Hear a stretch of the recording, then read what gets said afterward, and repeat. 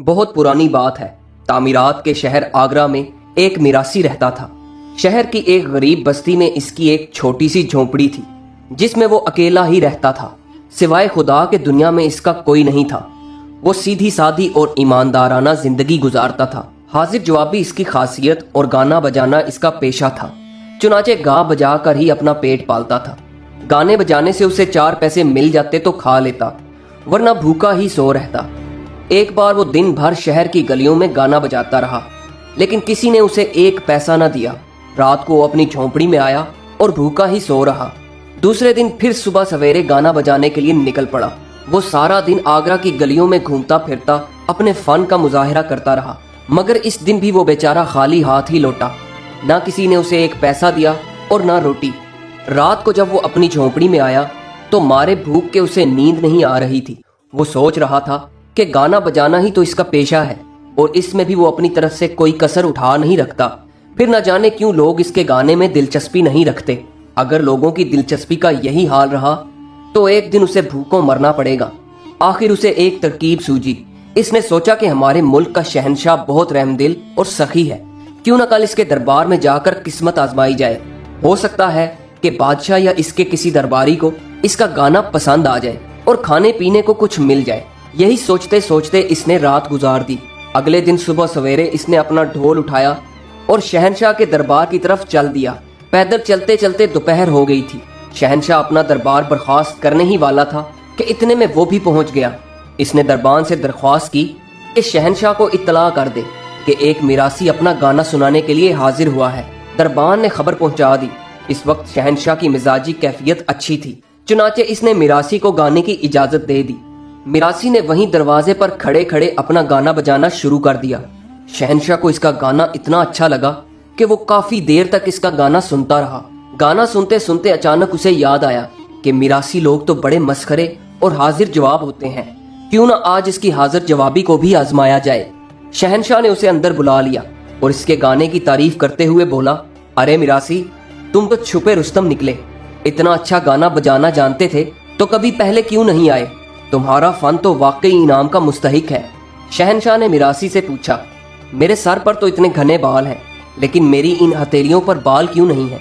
मिरासी तो पहले ही शहंशाह की जुबान से इनाम का लफ्ज सुनकर खुश हो गया था। चहक कर कहने लगा, हुजूर, आप बहुत सखी हैं, हर वक्त सखावत करते रहते हैं और लोगों को इतना देते रहते हैं कि देते देते आपकी हथेलियों के बाल गायब हो गए। शहंशाह ये जवाब सुनकर बहुत खुश हुआ और पूछने लगा, अच्छा चलो ये तो ठीक है, मेरी हथेलियों के बाल तो खैरात देते देते घिस गए हैं। मुझे बताओ तुम्हारी हथेलियों पर बाल क्यों नहीं है?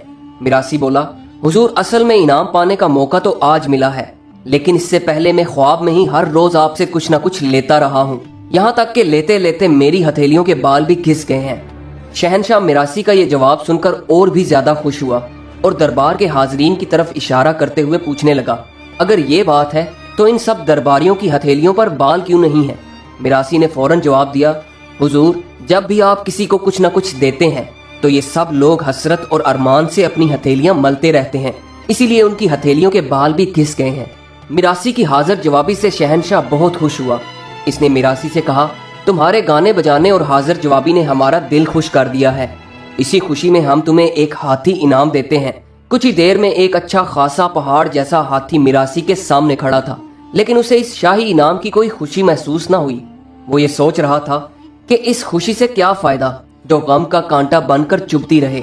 वो कभी हाथी को देखता, कभी शाही महल को और कभी अपने आप को। इसकी समझ में कुछ नहीं आ रहा था। वो भूखा प्यासा बादशाह के पास तो इसलिए आया था कि खाना खाने के लिए कुछ मिल जाए, लेकिन बादशाह भी इसके दिल का दर्द ना जान सका। इनाम भी दिया तो क्या, हाथी जो ना इसके पेट की भूख मिटा सकता है और ना ही ओढ़ने बिछोने का काम दे सकता है। मिरासी का जी तो चाहता था कि वो हाथी शहंशाह को वापस कर दे और अपने यहाँ आने का मकसद साफ साफ लफ्जों में उसे बता दे, मगर बेचारा डरता था कि कहीं इसकी ये हरकत शहंशाह को नागवार न गुजरे। नाचार वो इस शाही इनाम को लेकर घर लौट गया और आकर सोचने लगा कि शहंशाह ने मेरे साथ कितना बड़ा मजाक किया है। कहाँ इतना बड़ा हाथी और कहाँ ये छोटी सी झोंपड़ी। अब मैं उसे बांधूं भी तो कहाँ बांधूं? फिर मुझे अपने खाने के लिए तो 2 वक्त की रोटी नहीं मिलती। अब इस हाथी को खिलाने के लिए कहाँ से लाऊंगा? इस पहाड़ जैसे हाथी की बजाय अगर शहंशाह मुझे 2 बोरी गेहूं, चावल, जौ या चने वगैरह कुछ भी दे देता तो चंद दिन पेट भरकर खा तो लेता और कुछ दिन सुख का सांस भी ले लेता। ये तो और भी मेरा जीना हराम कर देगा। यही सोचते सोचते मिरासी बेचारा रोने लगा। रो धोकर जब इसके दिल का बोझ किसी कदर हल्का हो गया तो हाथी को पुचकारते हुए बोला, हाथी भाई, बादशाह तो मेरे दिल का हाल नहीं जान सका और ना मैं ही उसे बताने की हिम्मत कर सका। तुम्हें मैं अपने दिल का हाल सुनाता हूँ, मेरी बात गिरा बांध लेना। जो खुद भटक रहा हो वो किसी दूसरे को रास्ता क्या दिखाए। मेरे पास अपने खाने के लिए कुछ नहीं है, फिर तुम्हें कहाँ से खिलाऊं। अब तुम्हें जरा हिम्मत से काम लेना पड़ेगा। मेरे पास बस एक फालतू का ढोल पड़ा हुआ है, वही मैं तुम्हें दे सकता हूँ। मेरी तरह गा बजाकर तुम भी अपनी रोजी रोटी का सामान करो, खाओ पियो और जहाँ चाहे सो रहो, लिहाजा मेरे ऊपर बोझ न बनो। ये कहकर मिरासी अपनी झोंपड़ी के अंदर गया और वही बड़ा सा ढोल लाकर हाथी के गले में बांध दिया। फिर एक थैला भी ढोल के साथ लटका दिया और हाथी को अपने साथ लेकर बाजार की तरफ चल पड़ा। बाजार में जाकर शाही हाथी का रस्सा हाथ से छोड़ते हुए बोला, लो मियाँ हाथी, खुदा हाफिज, अब तुम खुद ही कमाओ और खाओ। हाथियों को कान हिलाते रहने की आदत तो होती ही है। इस शाही हाथी ने भी अपने कान हिलाने शुरू किए तो कानों की चोट ढोल पर कुछ इस अंदाज से पड़ी कि ढोल में ढम ढम की आवाज पैदा होने लगी। लोगों ने हाथी को ढोल बजाते देखा तो बहुत खुश हुए और खुशी खुशी ढोल के साथ लटके हुए थैले में पैसे डालने लगे। आगे आगे हाथी अपने कानों से ढोल बजाता रहा था और पीछे पीछे लोगों का एक बड़ा सा हजूम ये अजीब तमाशा देख रहा था। यही तमाशा जब शहंशाह के एक जासूस ने देखा तो वो भागा भागा दरबार में पहुंचा और बादशाह को बताने लगा कि हुजूर, मिरासी ने तो आपके हाथी को भी फनकार बना दिया है।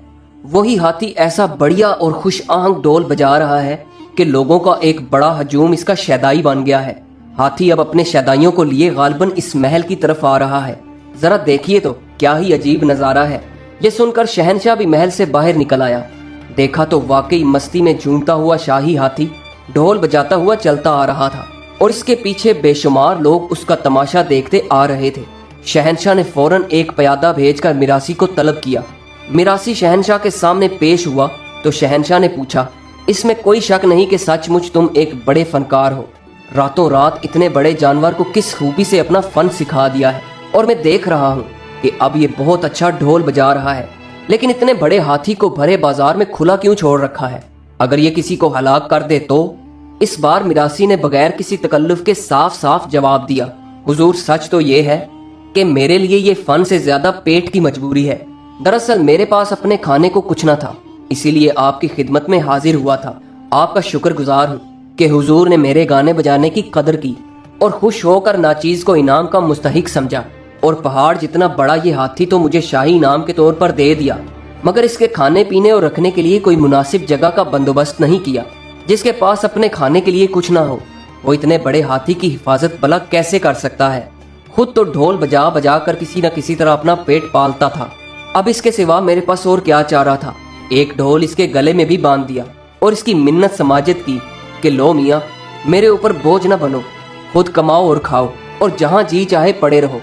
मिरासी की दुख भरी दास्तान सुनकर शहंशाह को अपनी गलती का एहसास हुआ। शहंशाह अब इसकी दुखती रग को पहचान गया था। इसने हुक्म दिया कि हाथी के गले से ढोल उतारा जाए और इस हाथी को फौरन शाही फील खाने में भिजवा दिया जाए। इसके बाद मिरासी को बुलाकर बहुत सा गल्ला और खाने पीने का सामान दिया गया। इसके अलावा उसे इस कदर नकद इनाम दिया कि इसकी गुजर बसर बखूबी हो सके। दोस्तों, ये कहानी आपको कैसी लगी? कमेंट्स में अपनी राय का इजहार जरूर कीजिएगा और हमारे चैनल को सब्सक्राइब जरूर कीजिएगा। वीडियो देखने का बहुत बहुत शुक्रिया।